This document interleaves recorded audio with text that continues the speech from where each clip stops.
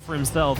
It's going to be a lot of fun. Let's dive on into it. It's post-youth to start off this series, one of the least picked maps in the tournament. I read Zerg in the top right-hand corner. Let's make some noise for Dark.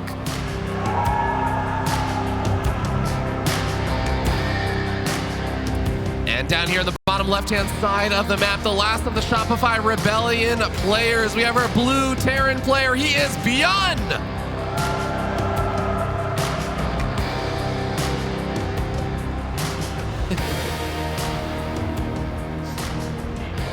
Loving that crowd out there, but you know, Wardy, I really am also a big ByuN fan, and it's been a little bit rougher. I feel like, you know, ByuN has been one of those players that we've seen in the past be ByuN-believable. He's been able to make the deep runs. He's been able to make magic happen in those events to literally win a global championship and everything. But if you look at his results recently, I really feel like he has been kind of the master of round of 8. Round of 8 is kind of where things always seem to end for him, whether it be in GSL, Katowice, Masters Coliseum, just across the board, Gamers 8. It's always the round of 8 that has been giving him trouble the entire past year. This is the round he has to defeat in order to make it further than he has in recent times. He's had heartbreakers in the round of 8s as well, by the way. 3-2 against Maru and Katowice. I think back to Jönköping, where he was about to win Game 5 against Raynor. Whatever happened there, the units started to move command, and it was just horrendous, right? It was an awful moment, and it all flipped in that second.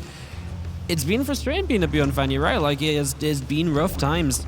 But that's the thing. He's always been looking hopeful. He looks good enough to go all the way. It's just about netting together one of those runs, putting it all on the line all at once. We'll see if he can get it done today against Dark. Tough opponent here in this quarterfinal matchup. And as we get ourselves going, post-youth, actually very Zergy map. This is definitely a Zerg map pick here because you've got yourself the end base initially, sure, but then just in general, that gold base forward, yeah, there's some ledges and so on that the Terrans can set up on, but the map is pretty darn big as well. If this goes split, it's so difficult for the Terran to hold top left and bottom right, so the Terran really has to take one direction of the map. It gives the Zerg a lot of time to mine out the other side, so it's a map that accelerates the late game, and it's pretty okay for Zerg in the late game too. It's going to be really interesting that ByuN decided to let this through on the vetoes there just because we saw that little stat just above the player cameras. This is only 6th time this entire tournament that this map has been played. This is the effect of best of 5s because what happens is you go veto, veto, pick, veto, veto. So you only get one veto before the first map pick, so ByuN clearly has one map he likes less than this, which I think is fairly reasonable actually. Yeah. And that is the kind of power of these first 2 maps. And that's why actually going down 0-2 is pretty rough because you get one of your really favorable maps in the first 2 of a series. So it's definitely an interesting little point to kind of note. But yeah, that's why you're probably seeing post-youth a little bit more in these best of 5s because one of the races that it favors can typically pick it. Yeah, we already see a 3rd CC coming out over there from ByuN. He's definitely going to be going for a nice little setup there on a map where you have an in-base natural and everything. Additional barracks and stuff being thrown down as well. But he's just going to be kind of annoying and just trying to get some basic scouting information on out with the Reaper. How do you feel about like the defensibility of like 3rd, 4th spaces and everything on this map? I think it's pretty fine, right? I mean, at the end of the day, this is still a map where when you look at this 3rd, you've got to kind of go quite far to get to, and you've got to either come around the left corner or up around through the gold base location. And that's true on both sides. And again, it's a big map for running by on. It's a big map for dropping on. So I think that's going to be what we really see. There's a couple of ledges, like I say, in high grounds where the Terran can set up tanks and so on, but that's if you want to play a tank style. It's not the best map for that in the first place, and we're likely going to see Ling Bane from the Zerg here at some stage. It might be Roaches into Ling Bane, but I'd be very surprised if this was like Roach Hydra Lurker map from Dark. And look at that, by the way, 7 Overlords on the way at once. That's kind of a crazy amount right away from Dark. So that's a laser? Are you there? Are you playing on the stage? Is the camera lying to me? But no, it looks like he's just going to have a lot of those Overlords finishing up, freeing up a lot of supply, but it's just drones coming on out for now. Yeah, it is. So a few Marines poke out. One of the things ByuN loves to do is he actually has a lot of little variations and little tricksy things that he does, and sometimes it's like, why are you out here with this many Marines? But, I mean, if you look at Dark's unit count right now, what does he really have? 4 Lings. There's a lot of Overlords, Wardy. Yeah, a lot of Overlords, that's for sure. A handful of Queens, obviously, is going to be what would defend us if this went any further forward, but ByuN knows that Dark is kind of playing like this, so he feels right now, I'm safe enough to be here. A lot of Terrans would not be taking this control. And I kind of like it, you know, he's just checking for an early gold base. He's able to say, oh, if I find an active tumor spreading, that I can make something of that as well. So just taking some activity around the map. An extra barracks coming up as well, by the way, from ByuN, so the aggression continues to come on through with double engineering bays in play, and now going into all of those barracks as well. Going to be a big part of the next few minutes. It's so understandable to me that, of course, ByuN is not going to try and move on to creep before Stim is finished up, before he has medevacs or anything like that. But it is funny when you did look at the unit counting station, there was like 4 Lings, and then a lot of Overlords and maybe like 2 Queens that are on the front lines. That really was a kind of vulnerable Dark where he was just making non-stop drones during that. If this was anything more aggressive from ByuN, he would have been in a lot of trouble, right? The fact that this was just like a funky little move that ByuN didn't get punished for or anything, it was kind of fine. Obviously, Queens would have probably managed it if the Marines had gone any further forward. This next push is going to be interesting. This is going to be an attack from ByuN where he's going to have medevacs. He's going to go before 1-1 combat shields, but he's going to be before 1-1 of the Zerg and way before even a Baneling nest. So this could be very intriguing because he's very Marine heavy. No Hellions all game, right? So in this next couple of moments, we could see ByuN on a push that could at least catch a hatchery, because I'm not sure how well prepared Dark is going to be for it. Yeah, this is going to be really funny though, because we even have Dark making 3 hatcheries at once. Do you actually feel like he could give up one of the hatcheries and just say, yeah, I can just need to cancel this as long as I defend at least 2 of them?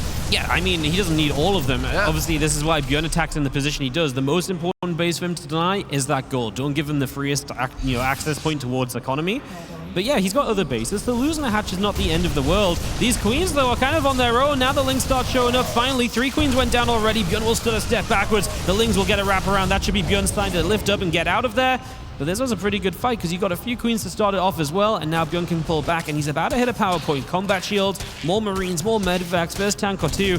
He can definitely go for a bit of a bigger push to keep on denying some of these bases if he would like to. Yeah, this is really where he can actually start taking fights a little bit more in earnest if he wants to. And he may very well end up just kind of waiting around until he has 2-2 or something, as a lot of Terran players do decide to do. And they already see 2-2 in the production tab being fired on up. Lings looking to threaten a counterattack. It looks like ByuN's going to have plenty of time to deal with that, but does even force a little bit of a supply block there. So that is nice for Dark.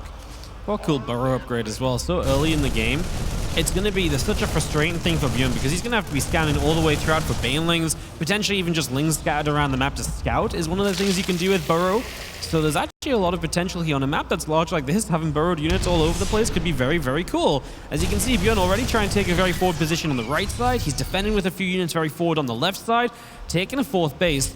I tell you what, these two have played a lot of long games against each other. This could absolutely be something that we're heading towards here because this is a map that allows for it. Could absolutely expect that possibility as we are going to deny the gold again. Again, that's nice, but there's a lot of other bases that Dark is still working from. Yeah, another one of those hatcheries been taken at the very top left. But this bottom right-hand base is going to be a little bit harder to defend, and that's a lot of Marines, a lot of firepower. Dark is going to have to just give that one on up. So this is actually 2 hatcheries getting sniped at once. The other hatchery is not even complete in the top left, so that is going to hurt Dark a bit. It's very interesting because now you've got an expansion pattern for Dark that you don't typically play on this map. Usually you leak down the right side from the top right and kind of take those bases, and then you take the top left when the Terran's busy down the bottom right. In this game now, you're kind of playing across the top, and in a way that's kind of cool because I guess the Terran can't push across into you as easily. Like there's no direct, like where do you go as the Terran? The closest base is that kind of 4th base in the center, but that's quite deep on creep and everything, so that's intriguing. I guess you just gotta be super careful you don't let ByuN dive in on the right side even deeper. As we actually see Dark on a bit of a counterattack here, and he is gonna start to find some SDVs as they are not pulling away on that right side. Now they do the Widow Mine on hold position, apparently buying some time. We've got Banes in the main as well, and that's gonna be a bunch of SDVs dropping 16 fall. Honestly, felt that could have been a lot worse as we actually still have 1 Ling left over. Is going to try and get through 1 more SDV, just being an annoyance, and there is that burrow coming into play as well. Yeah, I do really want to scan for that 1 Zergling that's burrow. It's going to be so annoying for ByuN to deal with. Still so effective there. Dark keeping ByuN at home that entire time as well. So the little bit of creep spread that he can get going through the center and the sides of the map, just preparing for whatever angle ByuN wants to push through. That siege check is very much so on its own for the moment, but it's about to be supported by the rest of the army. Tank firing away, Ling Bane gathering together. Adrenal Gland's kind of in this plane. Obviously, Dark getting into a comfortable spot, right? He's getting all the upgrades and everything he would like to play with. ByuN has to make a decision of what point does he want to go beyond the bio tank force. Like, when is he going to say, okay, I actually really need to get Ghost out? I don't think he needs to just yet, but it's definitely going to be ticking towards that moment as ByuN just stands there and fight. There's only one Bailing, fortunately for him. His Widow Mines eventually do pretty okay. There's a counter-attack as well. He's got Marines nearby. They should be able to get there to defend. There's a lot of choking here, and these Lings need to turn around. Dark is clearly distracted. Don't get me wrong, he's gotten a lot of STVs here, but he also lost a lot of Lings for it, so it's a little bit of a win, but also a bit of a loss. I don't think ByuN should be too upset. Yes, down on workers, but his army supply leading. I think it's okay for ByuN still. Yeah, I think so too, and I really think that Dark, like you were saying, got a little bit distracted because there was the attack at the front. There was also the double medevac drop that we saw in the picture-in-picture for a moment. So then also trying to deal with the Lings on doing the counter damage. You could see that Dark just got a little bit out multitask there, and we can see ByuN getting a little bit out multitask there as he's trying to control his army in the front, losing a lot of those Marines from the Bailings. Parasitic bombs also coming out on top of those medevacs. He does pull out the 2 parasitic bombed medevacs, the rest of the Marines in the healthier ones. That is going to definitely be nice for ByuN to escape on out of there, regroup with the rest of the army. You've got to be playing some fast StarCraft 2 for Dark and ByuN to be out multitask. Yeah. Right, I mean, and we've seen both of them kind of end up in a couple of trades where they're just not looking because there's a lot going on. And obviously this map, again, lends itself to that because it's wide. There's a lot of different places we can fight. Tell you what, ByuN is starting to do a very good job of continuing to deny creep. There's nothing in front of this base here, so that's a great pushing position. And even in the upper left, I don't feel like that creep is super far forward. No, it's a couple of creep tumors deep, right? So it's possible to kind of break up here if ByuN wants to, and that's one thing that will become more of a factor the deeper that this game goes. And as ByuN continuing to bio it up with mines at the moment, still yet to kind of make that bigger set attack for himself. Yeah, kind of interesting spot. We do see some burrowed Bailings coming into play there for Dark. We'll see if he ends up getting to leverage those later on as ByuN makes a push out across the map. This is definitely a map where there's a lot of those little choke points around ramps and everything, so burrowed Bailings can be so effective, especially since Dark doesn't actually have the most amount of creep. This could end up working in his favor. Yeah, it's actually one of those things where creep spread would maybe hurt you a little bit more, so ByuN does know about the burrow. How cautious is he going to be moving around the map? That's one of the questions. You've got to be so persistent with keeping your army pre-split, scanning ahead, just trying to ensure that this never happens as the Nidus comes up as well from Dark.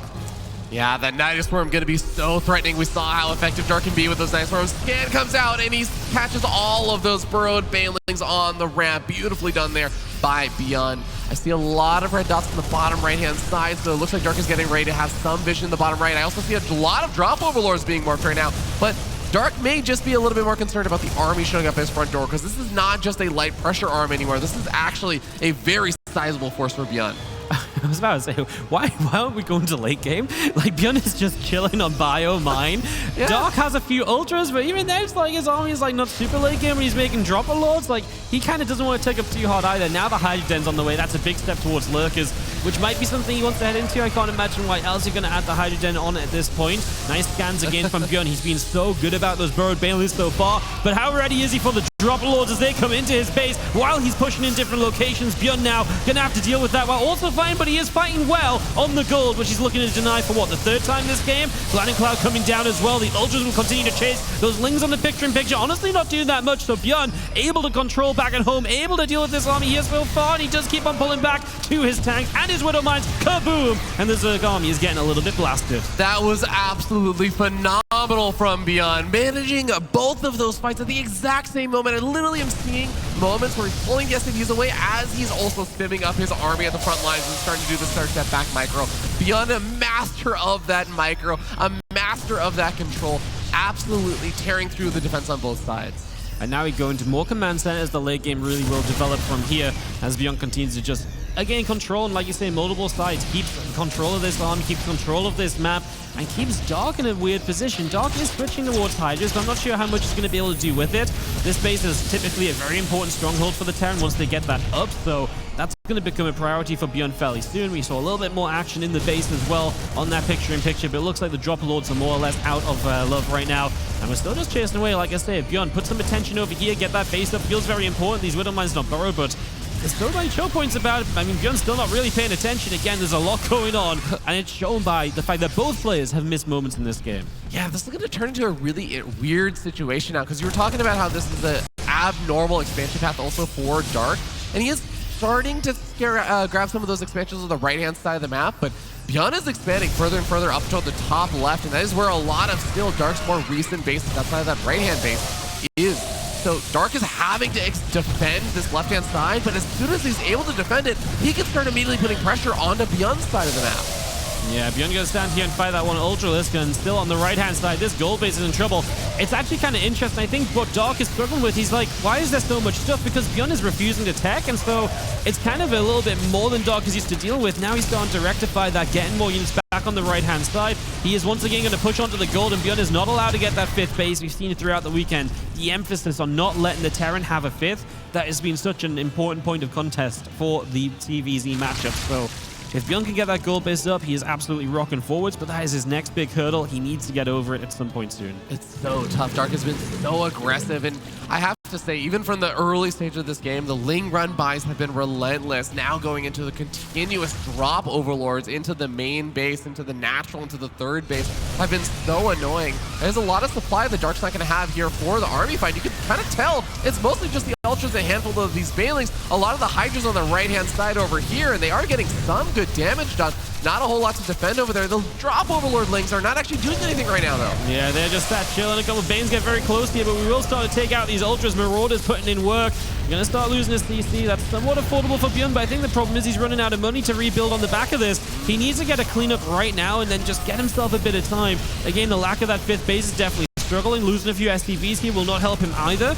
And I think he is just starting to run into a bit of trouble. Not mining from all the bases right now is adding up big time. Yeah, look at the triple arrows on that production tab on the very bottom. You can see they're all pointing toward Dark, indicating the mineral income, the gas income is all so heavily in favor of Dark. Dark even has a little bit of that bank to work with as well. A single Ultra just taking on a handful of these Marines as the Lings come in, just swarm through, take out any remaining Marines there, take out the SCVs. Lings and Hydras on the south side of the map also getting very, very solid trades. And that is just too much. Dark overwhelms ByuN in game number 1. Does a fantastic job of keeping himself in a good position, put himself, defend on both sides. There's definitely moments where ByuN nearly broke through, but he just kept on being very active and pulling ByuN to the right and taking advantage of being ByuN on the right to deny that gold base on the left. For a long time, that gold did not matter, but eventually it became the point of contest. And I do think Dark, like I say, kind of struggled a little bit with the fact he's like, man, I feel like this is the point where you're meant to be starting to build some ghosts and starting to get a better army. Like, I've had Ultras out, right? And ByuN never really made that move. It was just ByuN. I think that's the only stumbling kind of block Dark came upon. And otherwise, he played a very good game. Of course, this is Dark's map pick. We expect him to have a good shot on this map. But obviously, it does always feel good to get that first map win, no matter what. This ByuN, again, just could not quite hold off the power of Dark in this opening game. Dark did a phenomenal job with a lot of that little counter harassment and everything. We saw both of these players really taxing each other, taking each other to the limits of their APM and what they could handle, what they could deal with. And at the end of the day, even though ByuN put up a really valiant effort in a lot of that, I mean, this defense was a really great example of it. ByuN really not losing a whole lot in that situation.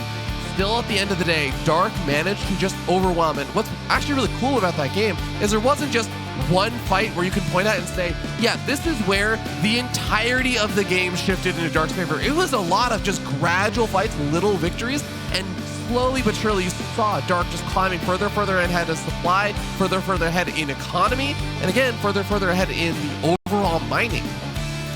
There's definitely an issue at the end that ByuN just bled out a little bit too much of that eco as we get ourselves up and ready to go for game number 2. Dark going to be happy with that 1-0 lead. Of course, already qualified to the Esports World Cup. Dark, we were talking about this on the desk the other day, but it's got to be nice coming into this event. Already qualified, kind of just chilling. Yeah, you want to win the tournament, right? But the fact that the Esports World Cup is coming up is on a lot of players' mind. Right now, Dark can just focus on doing his best to win this. He absolutely is, and this is still going to be for a lot of pride as we move into map number 2, Crimson Court. Starting down here, the bottom left-hand side of the map, we have our red Zerg player sitting up 1-0 from Talon Esports. He is Dark.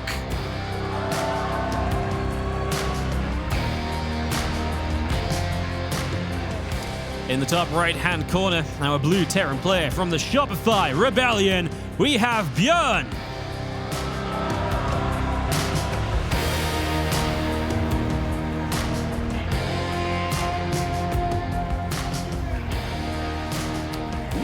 Okay, so we got our low ground barracks. Now, we've been seeing more and more Terran players do this recently, the kind of low ground, 2 racks, barracks. I feel like this has been getting more and more popular the last couple of months. What kind of is like your thought process on it? super interesting because obviously this was all the rage, let's say 6 months ago, coming into Katowice and so on. Now, you know, the last couple of months we've seen less and less of it when it was more like a mixed in build still here and there. And then this event, it's being played a lot more than I expected it to be. You know, we saw Kyo using it like every game against Raynor. But what's interesting is that when Kyo played against Dark, he never did it. So he never felt like it was a good idea against Dark, but he did against Raynor.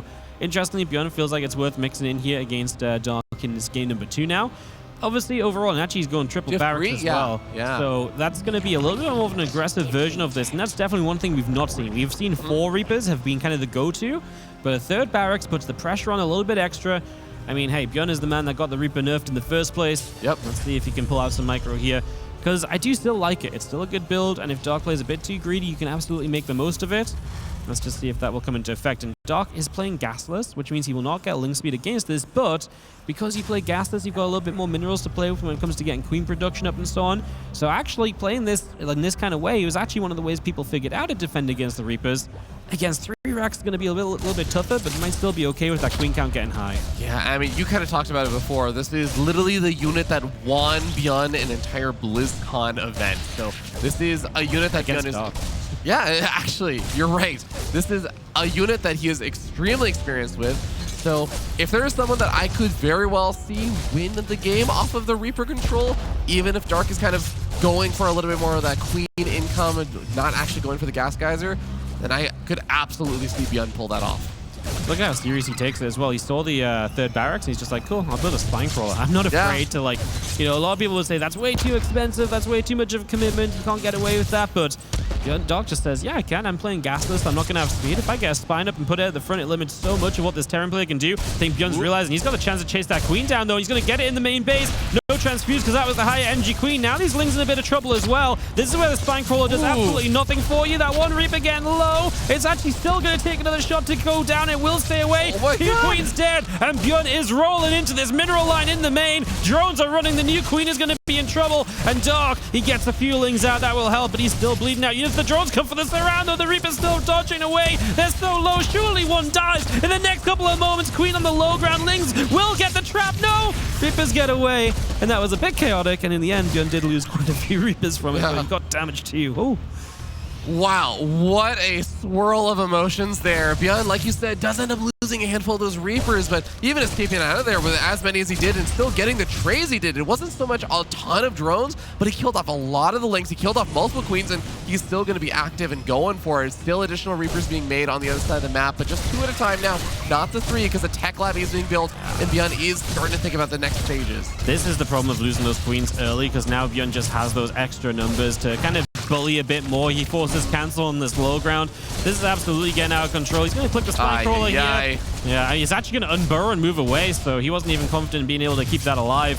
ByuN is now just going to hop back up to the high ground, and again, this is just all that snowball effect. There's no queens in this main base currently, so ByuN is going to go hunting.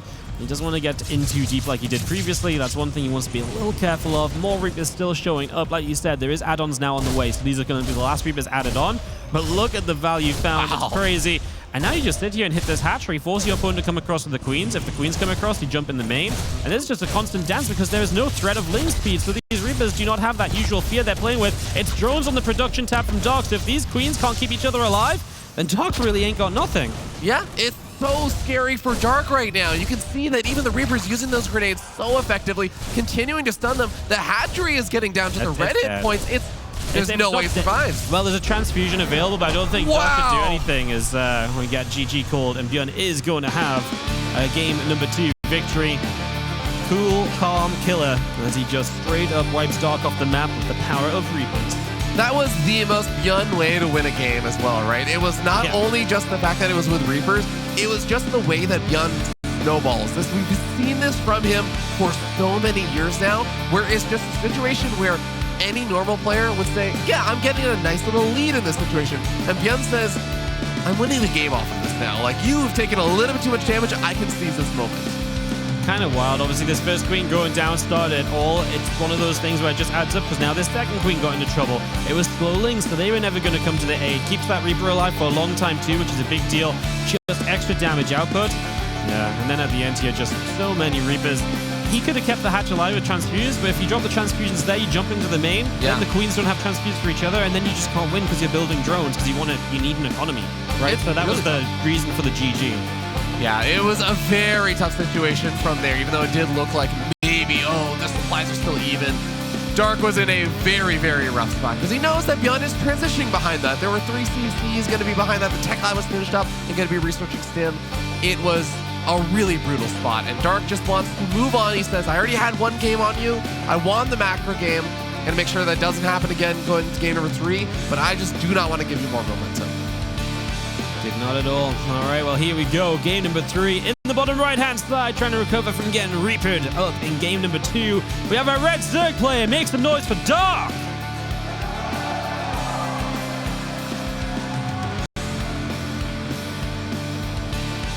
And up here at the top left-hand side of the map, representing the Shopify Rebellion, our blue Terran player, he is ByuN.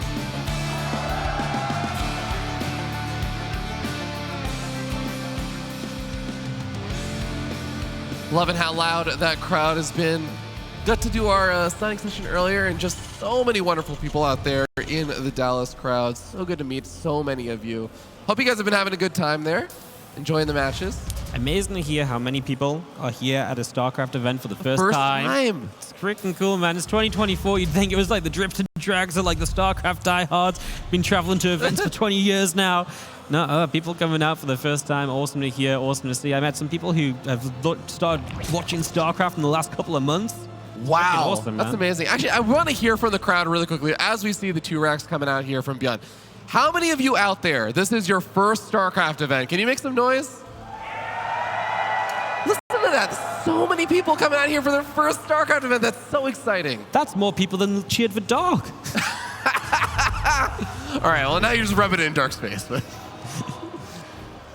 well, we do have that 2 racks opening. Not going to be that 3 racks, but still going to allow ByuN to put on a nice bit of Reaper pressure, and that may already just be very, very painful for Dark to face off against. If he's already just rethinking how that last game went, if the Reapers get even a little bit of damage over here, it's going to be quite annoying. It is 2 racks, of course, not 3, so yes, it's going to be a little bit less pressure. I feel like there should be 4 Reapers because I feel like that's what everyone's been doing, but then ByuN is usually the player to push the envelope and be like, hey, everyone's doing 4, how about I do 5? And I, well, why do you do 5? And he's like, I don't know, I just like to be different. That's how many I had when I had killed the queen. It just started snowballing. Yeah, I just felt like a good time to build 1 more Reaper. I've never done it before. Don't know what the timing works out as, but I don't think you start a 5th with it. Oh. All right, well, we got our first drone getting a little bit of a bounce around, but the queen should be out nice and early on, and this is a very different situation from the previous game as well, because Dark not only is not facing off against 3 racks Reaper, but he also is going to have Zergling speed and everything coming on out. This is going to be a very, very different situation from the last game. He's doing it. You build a 5th Reaper, man. No, I love it. Did he cancel it? He canceled it, I think. Okay. Love it, still like it. I really felt like ByuN was on our side, but apparently not. I was wondering if this was more of a thing that people were doing when they were just in the right spawns, because that was kind of the case up until now, but this is obviously spawns where the add-ons will be exposed. 3rd CC and the factory coming up from ByuN, so just continuing through and just looking for this cancel on the hatch. If you cancel this hatchery, that's a massive win with 2 racks Reaper. There's no if you do this with 3 racks Reaper, it's kind of okay, like that's meant to be a denial. But with 2 racks Reaper, that's kind of wild. This Reaper just wants to get over there, it's cancelled, and that's a dead drone as well. Fantastic start for ByuN.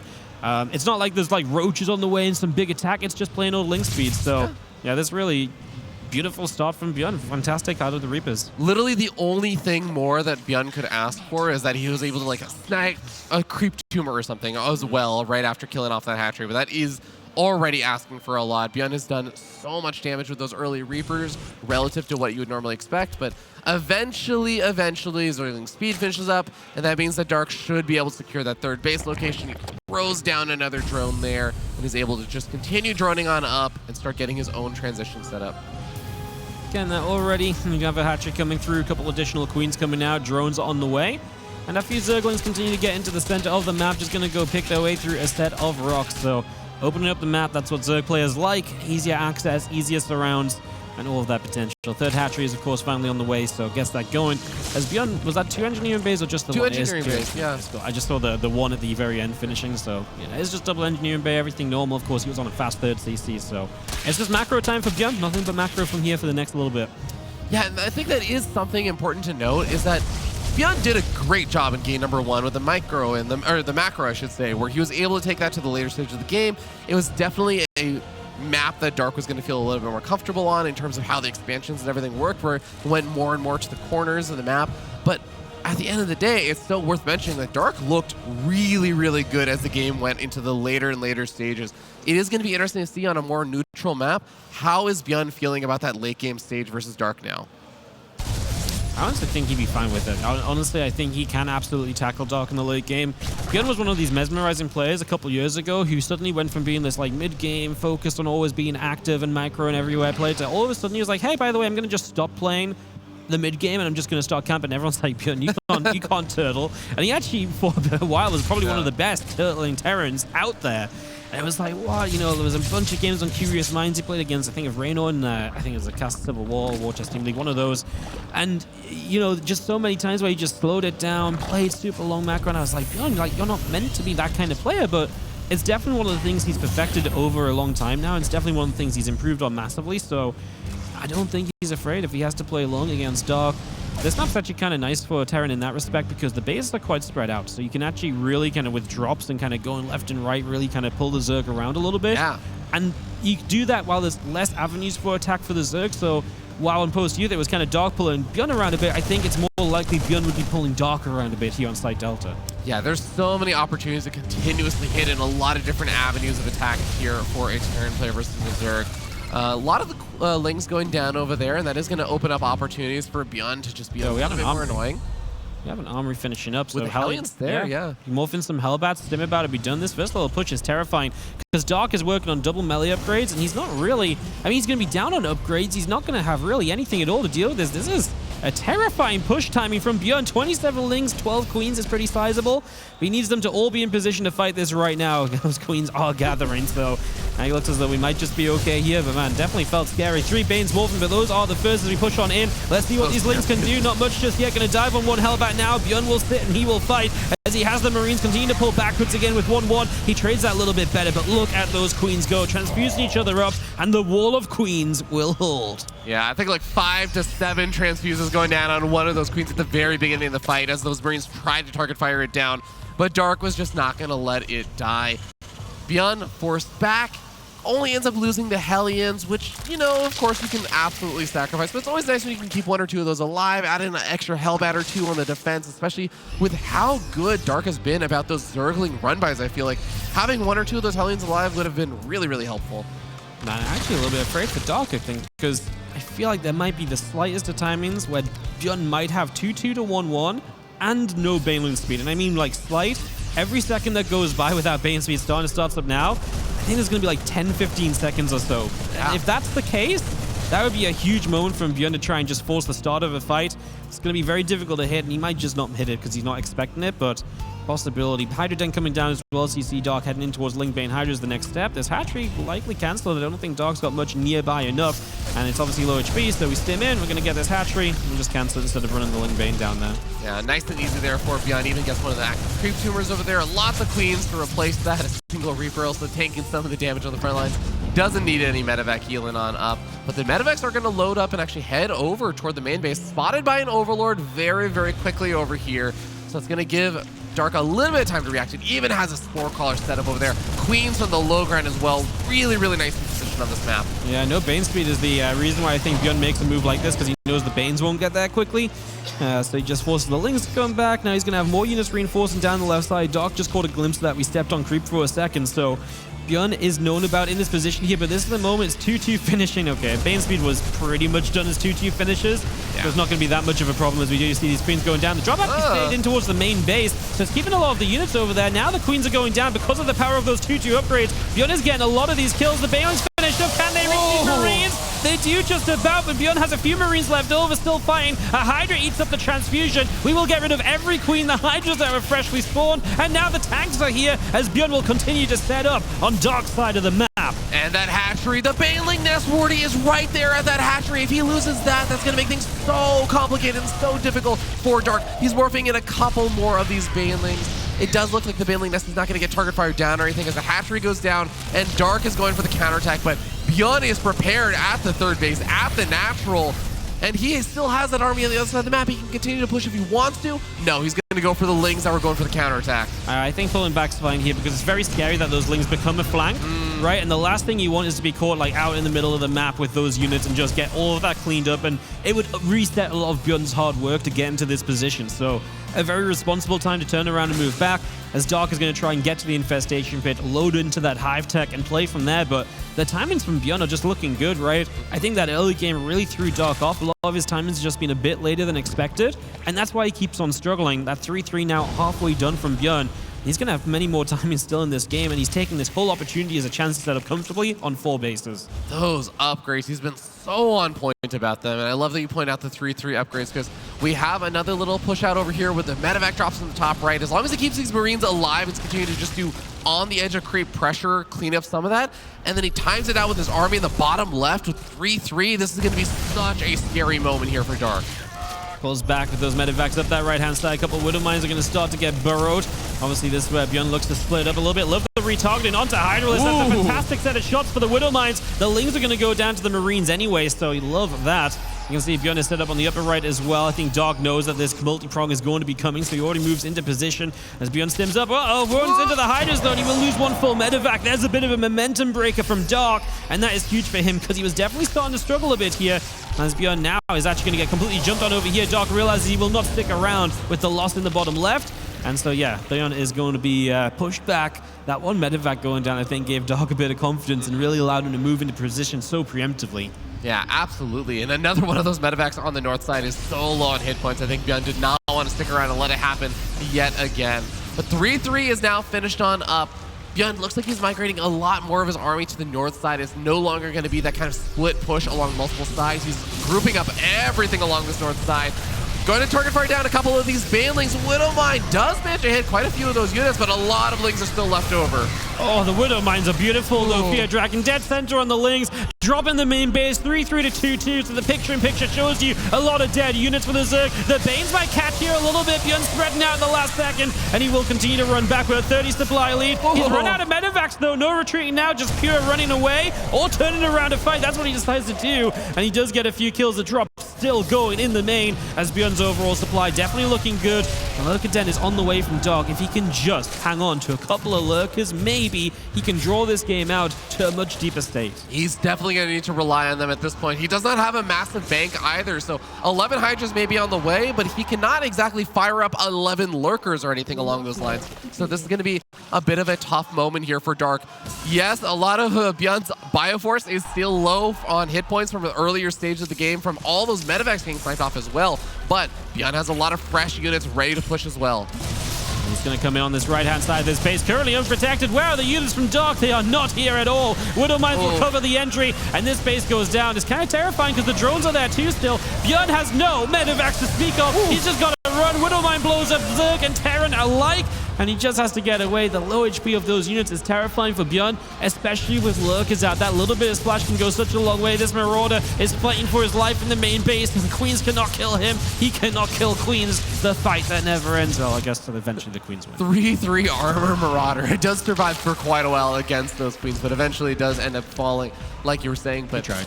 I mean, Dark losing that top right-hand base, it was massive. That was a really important base for Dark. He's down to just 4 bases. A lot of these bases are quite old at this point. It's not ideal. ByuN is going to be feeling comfortable to start taking a 5th as well because Dark has not had a lot of run buys in this game, and anytime he's been across the map, ByuN has been there to meet him, so he doesn't have that incentive to keep on being aggressive. And now that this base on the right is down, the new target is this base here, and you just can't lose these bases, so Dark is forced to be more and more defensive. These Lings run in. Once again, Dark will just run through into a less than ideal situation in terms of upgrades. I think in the end, ByuN is just outnumbered, so he will have to lift up and get out. He really doesn't want to lose the medevacs at this point as well, right? He's lost the medevacs already. He would really like to keep the numbers a bit healthier this time. Of course, behind it all, we didn't really mention, but the ghosts are coming up. The cloaking is already done for those as well, so they are really well set. And that's, again, the benefit of what ByuN has done. He's been able to very freely tech up during everything that's been going on in this game. Yeah, and this is a big difference from where we saw in game number 1, where he really seemed resistant to get into that hyper late game tech, whereas Dark was adding on some of those ultras, getting into that later stage tech. Lurker number 1 does get very low on hit points, but not actually going to get picked off over there. Going to even end up retreating on back to a slightly safer spot. ByuN Moving in onto the bottom left-hand side, one or two active creep tumors over there is going to also give Dark a bit of an advanced notice about this angle. Yeah, ByuN, obviously, he would love to keep Dark on 4 bases, and that's what he's threatening because he's obviously pressuring this right side, he's pressuring that bottom side, so he wants to stop Dark from getting more bases up or to kind of having a 5th. But at the same time, he's got 3 more CCs on the way. It's not essential for him to stop this. If Dark sits on 5 and ByuN's on 5, then ByuN should be kind of all right with that. There's one tank here a little bit alone, so it will go down, and ByuN loses a little bit of the setup that he had. The lurkers get further forward now as well, as we do still see a dive in the bottom left. We're going to catch Balin's on the morph, which means they are not ready to fight. The snipe's coming through too, but units come around from the other side. The surround here from Dark, and ByuN has to go running. Widowmine will try and free him out. The snipe's coming through, somehow getting off on a bunch of the Hydras. Now we got a boost on out of there. That medevac low, but does get away as ByuN kind of gets away with that one. That was a good catch from Dark. It really was, and I have to say though, a lot of the ghosts I think were on the front lines. I'm not sure how many of them actually managed to get out over there, as a lot of them did get end up getting picked off. Most of the surviving units were Marines and Marauders, so that's going to kind of hurt ByuN. He wants to build up that ghost count. He wants to get to a solid late game army where he can deal with all those lurkers. A little bit too busy to decloak those ghosts. Should absolutely do that. Do not want to drain too much energy on them as they start to push down the left-hand side once again. Still playing this split army. I wonder if at some point ByuN could have played a bit more kind of all together, all at once, as we are going to see this set of units is going to be a little bit outnumbered, and so ByuN will be losing out here. This kind of feels like the moment where you want to make a play on the right side, but I wonder if there's just too many lurkers there for that to be an option. Okay, ByuN's going to have to pull home because Dark is on full-on offense mode. He's coming across the map, and he is going to get the lurkers into this deadly position between all the bases, so ByuN has to fight his way out of this. Otherwise, he's in a lot of trouble. The only good thing is the lurkers aren't on top of the bases yet. ByuN has to find himself the right fight here. Patience is an absolute necessity right now. Yeah, but I mean, even in that fight earlier on, he had, I think, maybe 7, 8 ghosts over there, and I think he got reduced down to 2 or 3. More of them ended up dying in the retreat on back. More that were getting reinforced in from the main and the natural ended up also dying off. So there's a handful of ghosts, sure, but it's so difficult to break through this many lurkers at such an awkward angle. No, it really is. All of his SimCity works against him as well. Dark, he waited and waited, and he sends one fatal knife wound into the heart of ByuN. Setting up in the middle here has been absolutely huge for him, and ByuN is just not able to recover from it right now. Trying to fight his way out. Here we go. These lurkers on the low ground will start to get sniped. Liberators will siege up with the Lings, trying to protect them. ByuN is going to battle his way out of here, but so much worker damage taken. He's down to 40 SCVs. If there's ever a time for ByuN to slow it down and just turtle up, this would probably be it, because he just needs to find a way to survive right now. He's got the CC still. He's going to have to do a bit of replacement and resetting, sure. Obviously, I don't love it for ByuN. It's pretty darn awful. He needs to get back and deal with all of these lurkers. He cannot let these get into better and better positions, as everything's going to start dying here if we're not careful.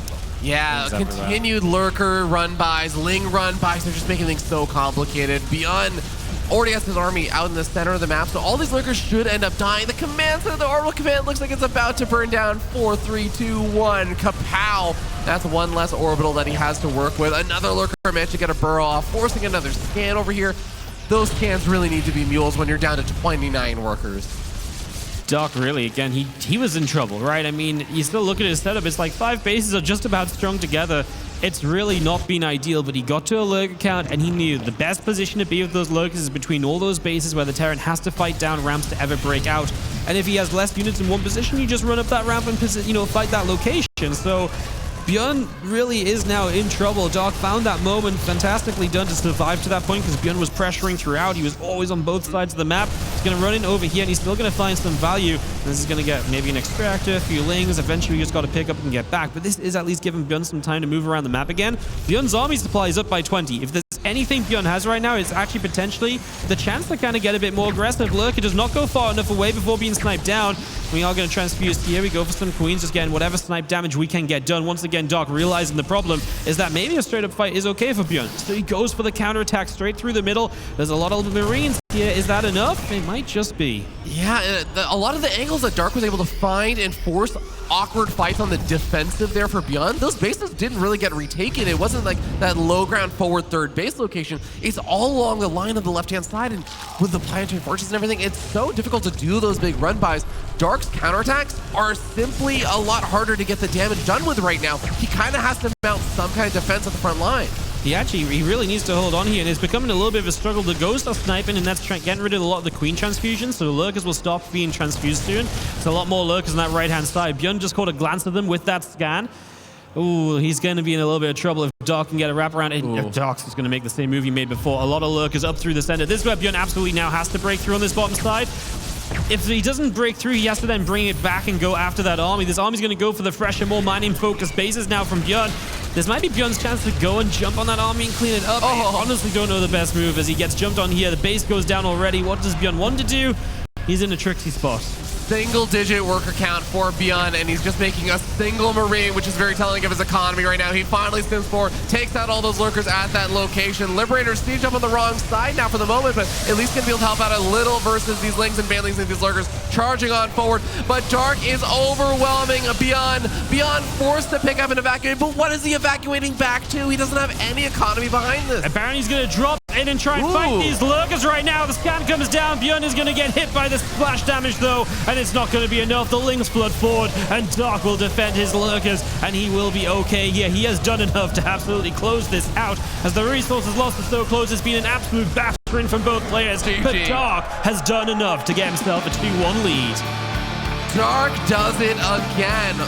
Playing from a situation where things were looking a little bit dire, losing that 5th base, losing those hatcheries so often in that game. ByuN really looked like he was starting to seize a little bit of momentum there, but Dark still hung in there. You were talking about the defensive capabilities of those lurkers. If you can survive just a little bit longer with those lurkers, and he made it happen, Wardy. He really made that happen. It was, I mean, obviously ByuN had a great start. He denied that 3rd hatchery right off the Reapers, and that's why everything that ByuN did felt so powerful, because he kept showing up with attacks and Dark wasn't quite ready. You know, he lost this hatchery, and from there, the baneling speed was a bit late. Some of the upgrades were always late. ByuN had all of the edges in this game, and I really think the one thing ByuN could have done is he really could have just, instead of being right side and left side, I think there was moments where he could have collected everything together and made that one solidified push. Instead, he let this game go on, and to be fair, he did set up for the longer game correctly, right? He got himself the bases. He got himself the CCs ready. He was ready to play long, but if you do that, you can't let Dark make that one move up the middle with all those lurkers, especially just after you lost your ghost. Yeah. Because losing those ghosts in that moment is exactly what you were saying. Then you can't snipe the lurkers down, and you can't just go running into that many lurkers in that kind of a position. So that was an absolutely huge moment. I mean, look at the supplies here. ByuN's up like 40 supply. Banks are huge on both sides, but bigger for ByuN. And he was just never able to turn that into one final fight. And that was his problem. And Dark, again, because he's a master at playing in weird situations, low econ situations, bad situations, because of that, he was able to just about survive. And this, yeah, where you saw a lot of the ghosts going down. Yeah, really, really tough. And at this point, just getting between all these bases, making things so awkward. Even with all those lurkers going down, Dark already found the damage there, and this is where he just had such a substantial supply lead. He just had to clean up the army, and that what ended up being enough. But that is now 2 different games where Dark has been not necessarily super far behind, but he has been in a at least somewhat weird spot after the early game stages where it looked like ByuN was firing back. He was creating awkwardness there for Dark, but Dark still gradually turns things around. In game number 1, it was a lot of the expansion pathing that Dark was forced into, some of the weird trades and advantages that ByuN was able to get. Game number 3, it was a lot of those upgrade advantages and everything, but we just ended up seeing Dark still overcoming. Yeah, it was honestly a really fantastic bit of StarCraft 2 because you just have Dark. You could see where he was in trouble. You could see the problems, and he just was able to play, again, patience, right? You wait and you wait, you kind of see what you need to be doing, and then eventually he's like, okay, this is the moment where I die. And we've seen Dark do that so many times in the past, right? Where across loads of different matchups, he's in tough positions, but he's able to draw it out. He's able to kind of, look for the one win condition. And that is, what a lot of the top Zergs do, where they have that little bit of survivability. They can just keep on hanging in. It's not looking great, but they know that one fight does exist that would put the opponent in too much trouble to recover from. Yeah, I really do love that about Dark. I've kind of talked about it a bunch of times, but it really is just that magic that Dark has, where he's able to pull those magical victories out of nowhere, kind of find those opportunities, like you were saying, to just seize the moment in order to turn a game around. And I feel like ByuN has that potential in the opposite direction, where we saw it in game number 2. He's able to just win games out of nowhere in a moment of micro, but he just has not been able to replicate that, I would say, in this series so far. It's really just been that second game, the 3 Rax Reaper, which really is just one of those kind of throw in a series builds. Maybe you do it twice to be extra tricky, but it's not really something you can rely on. Again, ByuN down 1-2, but if he was able to win this series, he would be able to join the roster for the Esports World Cup this August 14th to 18th for StarCraft II. Very exciting. The biggest prize pool StarCraft II has ever seen. And ByuN obviously wants to qualify into that with a series win here. As, we are just waiting. I think Dark has requested a little break. Of course, after 3 games, you can do that. Take a moment to reset and resettle. Yeah, it's going to be very important as well, as Dark is going to be getting into the right headspace. Maybe he's also hoping that ByuN's just going to be rethinking about that first game and that third game over and over again, maybe getting into a worse spot. But ByuN, also a very, very experienced veteran of StarCraft. He's going to have his kind of methods and ways to try and solidify himself mentally and get ready to move into game number 4, where he is going to be down now 2-1, 1 game away from elimination, 1 game away from being robbed of that experience of getting to go to the Esports World Cup, like you were saying, through that qualification spot. Is ByuN going to be the round of 8-man again? Will Dark get to set up a semi-final against Maru, by the way? Yeah. That's how the winner of this will play to start off tomorrow's games. How about that for a little bit of awesome?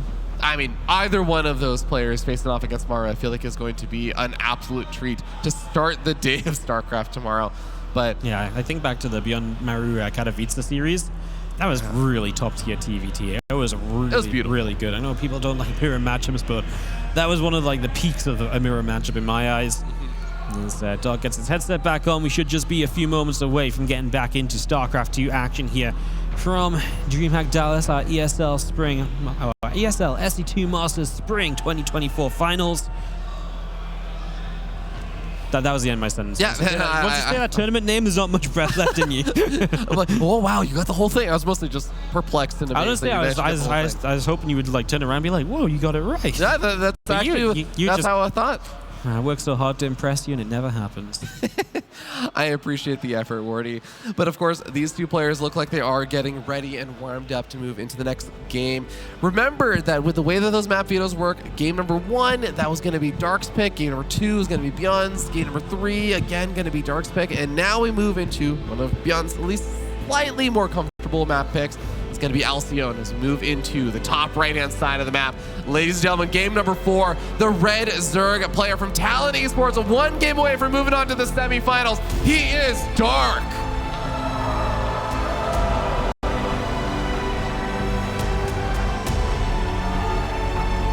If you're a fan of this man in the bottom left, it's time to make some noise because he might be in his final game of the tournament. So Dallas, let's send some energy to ByuN.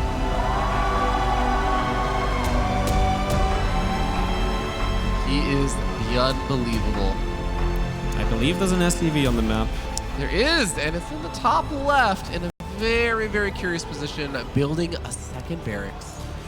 What a thing to do when you're down 1-2, tournament life on the line, about to be round of 8-man once again. And at the moment, Dark is on the way over there. I don't think you will see if he continues to stick to that rally point. Yeah, it's so interesting because obviously this is just 1 extra proxied Rex. That does mean additional Reapers are going to show up a little bit sooner, and those few seconds can sometimes make the difference. It's one of those slight things that ByuN is hoping to take advantage of. Yeah, and Dark, he's going to have that Overlord moving so close. So the fact that he gets that close and doesn't scout it is also going to make him think, okay, well, it's less likely to happen. He even turns around early on and says, no, you wouldn't proxy that far away, but... that first Reaper, is it going to get rallied straight on over, or do you kind of hide it for a moment, then rally it forward? I think it's going to time in quite nicely with this Reaper from the main base, right? So Dog's going to stay here, 1 barracks, then he's going to keep moving through. He's going to say, okay, no second barracks. Interesting, he's going to see the SCV as well. ByuN wants to make this look like the CC is going to come down, which it should in a moment anyways. The money is going to be there very soon. The thing is, Dark should recognize, well, if this was just 1 barracks, you would have a command center, you'd have that money already, so he should roughly know. And to be fair, it's not really about hiding it so much from Dark anymore. You can only do the same things, right? It's more so like this Reaper showing up earlier, it just allows you to be more aggressive. Look at this damage being done on this build and Spore Crawler that's trying to save the drone. I don't think that's enough to actually eat through it, is it? Are we going to get there in the end? No, not quite. Ling does go down coming across. Queen will be out in a second. That's a lot of wasted time kind of hitting the Spore that will never really mean much. Yeah, because the Spore does eventually get canceled in theory, so the drone can continue to just mine. The Queen getting a little bit lower in hit points is annoying, but these Reapers are also low on hit points, and a second Queen comes forward from the main base. A lot of links also were made, so Dark is definitely respecting this at this point. He is not getting caught completely off guard, but losing the drone at the third, that's a nice pick off there for ByuN. Yeah, ByuN able to catch that as it was opening up the wall down to that bottom side. Lings in position here from Dark. ByuN, gets pushed around. He nearly got caught there, so that was very dangerous. Now hops up to try and just get some extra shots off. So the overall effect of that proxy Rex is he really got more damage on that queen before the other queen was able to join up. He's not been able to capitalize on that at all here, so now you've got to flow that second Rex home. That does weaken your follow-ups, so that's one thing that Dark will be happy with. Our picture-in-picture showing us the epic action of that barracks flowing home. Flies fast, man. It's flying home as fast as it can to start building some additional Marines and help get that transition set on up, because that is exactly what ByuN is thinking about. Third CC factory. And these Reapers getting caught potentially by these Lings. Can ByuN his way out of the situation? Oh, he's doing an extremely good job with the grenade. It's been fantastic up until now. Obviously, eventually Reaper will go down. He uses another ledge over here. Obviously, this is not home, but the Reapers are still alive. Lost one. I think so far he's honestly doing well enough, as we are just going to lose another. Can these two get home? It's just nice to have them still around just to kind of act as a defense behind the wall off etc. for a little while longer. Although Hellions are here, so I think he's okay. Honestly, he got a lot of the Lings. I think that's probably the most important thing. Yeah, I feel like ByuN should still be relatively happy with how those trades ended up going in the end. Forced out so many of those Lings as well. Dark now is going to have his Overlords come out on up to unsupply block himself, but also just get into his groove, making a lot of drones at this point, because really, you've dealt with the Reapers for a little bit, and he does have a Roach Horn being added on at a nice little time over here, but this is a difference from some of the previous games we've seen. Yeah, we have not seen Roaches at all, I want to say. Yeah, not from Dark for this particular series, at least. Yeah, throughout the weekend here, Dragon, we have seen some Roaches. Yeah. That is a true observation. No, it's definitely new for this series. You're right. So there's going to be a little bit of a switch up here on Alsteini, and maybe just because he's seen ByuN kind of doing some of these more aggressive attacks. Like last game, he was quite happy to kind of get in there with the Hellbats and everything. Roaches will naturally help you kind of get through that phase. We'll see what the commitment is, especially off the Evo chambers. Are we going to go missiles? Likely to go missiles, but you might never go into like full-on Roaches and like +2 missiles. At some point, you can expect a transition back into Lings and Banes, so we'll see what the overall choice is. Time will tell. Yeah, not just the 5 or couple of Roaches that are there. It's going up to 8 Roaches before he adds on a couple more drones over here. So how many Roaches is Dark actually going to go for over here? 8 Roaches is a fair bit of a investment into that to make sure he's not really going to take too much more damage, but for now that is definitely going to be more than enough to just push back any of these Hellions that are trying to get some damage done. That's simple. Reaper is not going to be saved, and the Hellion's not close enough as you get a couple of Lings. Missile upgrades on the way for now. That's expected because currently the main investment is Roaches. Like I say, it'll be the follow-up later to see exactly what Dark does. He could just hit a 1-1 Roach timing. Yeah. If he really wants to, you just kind of really go aggressively. That could be part of the plan. We'll see if that is the idea. Right now, I don't think there's enough Roaches to be that scary. There's a good amount of Marines out. There's a few Hellions to play the buffer game as well. This should be fine for ByuN. Yeah, likely a calculated little supply block there, but he did have to make a couple more Overlords before he could really flood out any more Roaches. So ended up just going back into drones there, pulls back with those Roaches and says, yeah, well, I mean, slow Roaches making their attack against that army is going to be hard to make a whole lot happen, especially once you start getting those siege tanks on out. So don't mind the Dark just puts on a little bit of pressure with that while he tries to get up his drone count up a little bit higher behind it and continues to add on a lot more Roaches. Just keeps on building them. 6-7 drones. That's 3 base saturation. From here on out, he'll probably build Roaches until that 4th base is ready. And again, that definitely sets him up to potentially send it with the 1-1 Roach timing. This is where obviously some preemptive bunkers would be really nice for ByuN. This is where the siege tanks are going to be very important. That 4th command center is the sort of thing that doesn't help you at all in this scenario, as he's going to see these Roaches. It's not like he sees Roaches, he knows Roaches are there. The question is figuring out how committed is Dark going to be to those Roaches. As right now, ByuN finds a chance to get rid of some creep. He's going to keep edging forwards. This is one of those scenarios where you might lose the Hellbats, but if the Marines stay alive, then it's kind of fine. I think right now he's going to realize it just isn't worth sticking around for any longer. And it's still just Roaches and Ravagers on the way. Combat shield coming through from ByuN as well, getting that going as, yeah, the Roach Ravagers start a chase here, and ByuN just tries to evacuate what he can. It's preparation time, man. This is time to make sure you do not die in the next couple of moments. Yeah, losing a handful of those Marines like you were talking about, even stimming a handful of them as well early on before combat shields is really finished up is going to make these a little bit more awkward here, but StageHack is staged up in a very nice spot. We're able to shell away at any of those roaches. The starport acting as a very, very annoying SimCity there for Dark to deal with. It's Bunker coming up behind it as well is going to be annoying, but that is also a very vulnerable starport. It is. Losing the reactor and even potentially the starport having to relocate is very frustrating. Nice. 2 medevacs do pop out. The starport will just move away.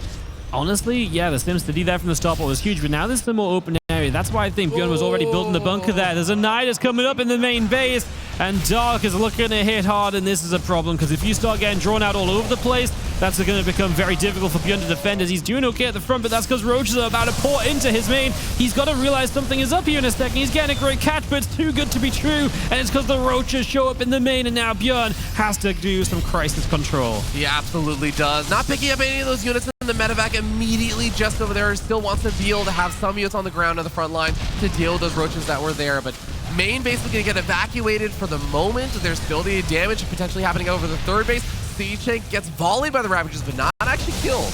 Yeah, and these Ravagers actually starting to go down there. The attack is going to be in the main base. That's the focus right now from Dark. As we move on forwards, ByuN is trying to fight this off. The Roach is taking damage. Reinforcements of ByuN are getting here. It is not looking super pretty, though. He doesn't have a tank in position. The tank is trying to get there. If it's Sieges now, I'm a little afraid it's too close, and the Ravagers would get a good bile on it.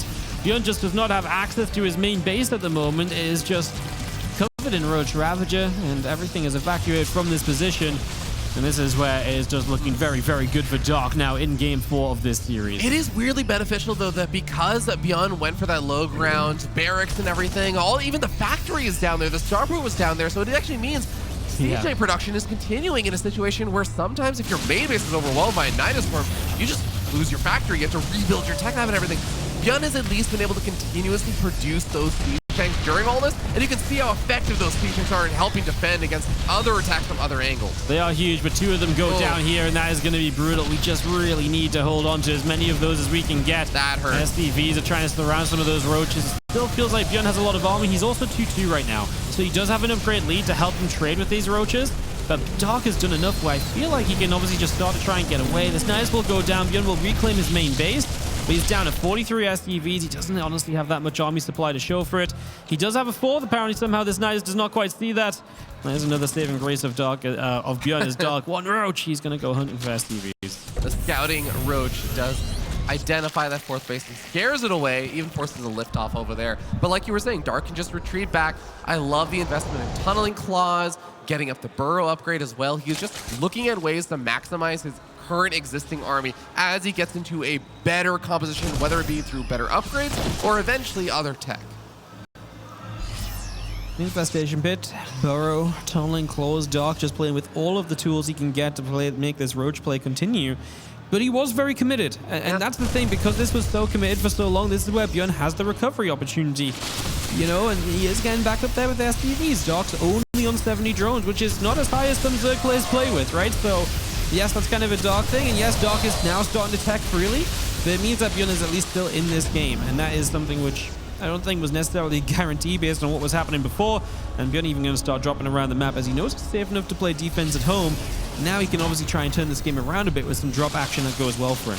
Nidus Swarm coming up in the main base, but it is immediately spotted and dealt with. Nicely done there by ByuN. And remember, with such a roach-heavy army, roaches and ravagers, yes, you can theoretically corrosive bile down medevacs, but it's pretty difficult to actually punish ByuN when he's just able to pick up all of his units into these medevacs and retreat on out. So ByuN should have a window of opportunity to take advantage of this and at least be annoying. Goes to the main base, which is the right call here because we're playing that low mobility Roach Ravager, so everything was on the map, and ByuN realizes this. He's going to jump in the main. He will lose 1 medevac. The other will be targeted down. I think if he only loses the 1, it's okay, and he also only going to lose 1, which means he can continue to fight for a while, and that's going to be value for ByuN. Look at him go. He's going to target down Ravagers as ByuN is going to get a bunch of Ravagers, still fighting in this main base. Finally picks up and pulls away, and now pushing through the center. Roach counterattack going nowhere. I feel like they might have been maybe meant to be burrowed, but there's a missile turret there. ByuN is playing a very good follow-up from that initial defense, which was flailing around crazily. It absolutely is, and we are seeing the Marines trying to charge up that ramp, not able to make any headway over there, but the medevacs, hard to punish when so many of these queens have gone down. Marines have managed to unload in the main base at the same time. Dark is going for the bust on in through here. Takes out all those siege tanks, takes out so many of the Marines. The Marines in the main base are managing to find a little bit of damage, but not a ton. It's a handful of drones going down, and Dark is still cleaning up a majority of the main army. Those tanks again are just so stacked up, and multiple times in both of these phases of this fight, ByuN's tanks were just so exposed. Dark was able to get on top of them so quickly. Finds another one. ByuN fails to lift up. The micro is not there. And this is huge because without tanks, dealing with this is going to be so much tougher. He had so many tanks as well, and he lost so many over the last few moments. I believe with the Tunneling Cloud Roaches coming on forward, Nidus Worm in the main base yet again. Is ByuN prepared? He doesn't have vision in that location yet again. And now this is going to mean that Tunneling Cloud Roaches combined with a Nidus Worm, combined with a potential fight at the front, ByuN is going to be extremely tasked, not just with actions, but literally just spreading out his army now. Yeah, this is going to be tough. I think ByuN obviously felt very desperate to get something done, and maybe even too desperate, because from what we could see, it was maybe okay to kind of let it go on a little bit. Maybe it goes stimming through. Obviously, the tanks left in the background, they will not have a great time. ByuN is going to kind of think about going for the base, decides to go after army instead. He is still looking okay when you look at part of Dark's army, but then there's units from the other side. And of course, as ByuN bleeds out, he just doesn't quite have as much economy as Dark does to recover from. And that's the problem. Although all said and done, army supplies are still close enough that I can kind of believe of ByuN. These scans are expensive. He is mining up for gold right now. That's a factor. Yeah. Killing more Ravagers, but losing Medivacs. Oh my goodness, this game is a whirlwind. It really is. And you're absolutely on point there, Wardy. Remember that, yes, there are a lot of Ravagers that are not, or they're still going to be relatively supply efficient, but a lot of Roaches as well. Going to be inflating some of that army supply there for Dark. So Dark has to find opportunities like that. Rick kills off a bunch more workers there. Reduces ByuN down to 30 workers, but ByuN still has a lot of orbitals to work with. He's still getting some of that mule income. Vipers being added in, though, might complicate things. Yeah, Dark is slowly grappling full control of this game. It's weird because I feel like ByuN's had like a moment here and a moment there where I get hopeful for him again, but it's immediately countered by Dark killing 20 more SCVs and giving ByuN even more of an issue for the further stages of this. Like right now, ByuN kills a bunch of Roaches. I'm like, well, that's going to be kind of good. And then there's a Nidus in the main base. And this has been the ping pong game that these two have been playing for the last few minutes here, because again, I think ByuN did a lot of things right on the follow-up. But then he got a bit too desperate, and then Dark kind of messed up a little bit, but then he found a bunch of damage. So it's been back and forth across the table. Dark still leading by 40 supplies. Yeah, might lose this base, and honestly, every mule is so important right now. Yeah, it looks like the SCVs are going to be able to repair that, and some of the reinforcements continue to get picked off over here. A very stimmed up army cannot take a direct fight against this. Viper's going to abduct those Medivacs. So annoying because that army is already so low on hit points, but using the mineral choke point is a great maneuver. The units in the main base are still alive, though. They are, and they are putting in work as ByuN comes back into the main. He's still got the gold, kind of mining a few SCVs here, going down. Only 30 SCVs left in the game. Double Niduses will be denied as ByuN tries to recontrol the main, splitting up those Roaches as Dark, burrowing them around just to force any scan that he can. And every scan that does come in is just, again, expensive for ByuN in this phase of the game. He does not want to be scanned. He wants to be muling. He needs money. He needs anything he can get to help himself out. He's still hanging on in there. You mentioned those Medivacs dying. That's huge. Look at how low health everything is of ByuN. One Medivac being made, I think, just a second ago, and no additional Medivacs being queued up behind it.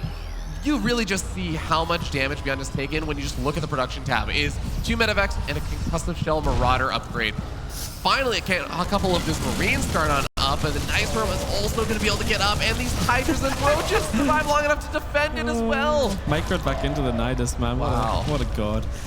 Dark having a little bit of fun here, but I mean, you can't have too much fun because it's still not an easy situation. High ground Hydras, because every little thing is counting right now. It is down to every single unit, as Dark is starting to stretch out that supply advantage a little bit further. ByuN's army supply is still somewhat there, but I think it's worth noting that this is almost purely bio at this point. Yeah. And the longer that it goes on as being purely bio, the less good this really feels. It's so true. And not only that, the Roaches and Ravagers that have been taking all these trades down instead of upgrades are about to finish up +3 weapons. +3 armor a long ways away from finishing. But if Dark ever congregates his army up, as he is now starting to do a little bit in the center, has those Vipers with blinding clouds available or abducts on the siege tanks, this could get really dangerous for an actual direct fight with Dark, who is nearly maxed out.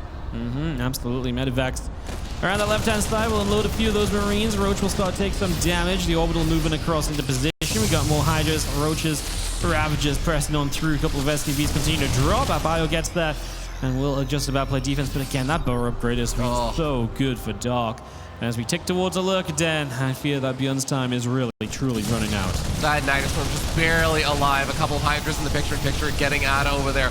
Finally, ByuN doing some counter damage on the other side of the map. Finds a hatchery at the high-yield gas. But Dark shuts down another important base there. And he's going to be able to find this army. He's going to find a couple of the medevacs as well. We were talking about how important those are for ByuN to be able to keep alive. He has now so much supply. Okay, though. He still has army supply. Yeah, he's being outmaneuvered right now is the issue. The Viper does not go down, but that's another base. Suddenly, Dark only has 3 bases. There is a world where ByuN can maybe get Dark in a lot of trouble because Dark just can't build much more, right? 3 bases only. It's not just economy, it's also production. So ByuN, army supply 80 to 90, it's still somewhat doable. Lurkers would be an issue, but with what money? Dark has no cash left. ByuN is mining more minerals than Dark. 19 minutes on Alcyone. He's actually starting to do it a little bit. The mineral income for ByuN is paying off that gold base, but Dark says, no. A lot of Hydras here. Orbital command going to go down. That's not just the mules. That's also going to be the scans of these burrowed units. Oh, the medevacs just flew over those Hydras as well. I feel like you need absolutely everything here. You're going to see the weakness of those units being hurt from before. Now we are chasing away up the left-hand side, but apparently that's gone a little bit wrong as well. We do get more units showing up. ByuN, his army supply is way less than it was. It was like a 10 to 15 gap. Now it's a 35 gap. What is the medevac count at now? I want to see 3 medevacs, 1 siege tank, and a lot of Marines that have to contend against 3 Hydras. It's crazy that ByuN almost made us believe this long. Like, it got to the point where even moments like this, I'm like, God, he's killing the army. But obviously, there's so much more from Dark, and it's screaming over. It will get here. It's still mostly Hydras. We actually burrow there for a second. The scan comes down. The Viper will parasite bomb, and GG has to be called as Dark moves through to the semi-finals, setting up a matchup with Maru and deny.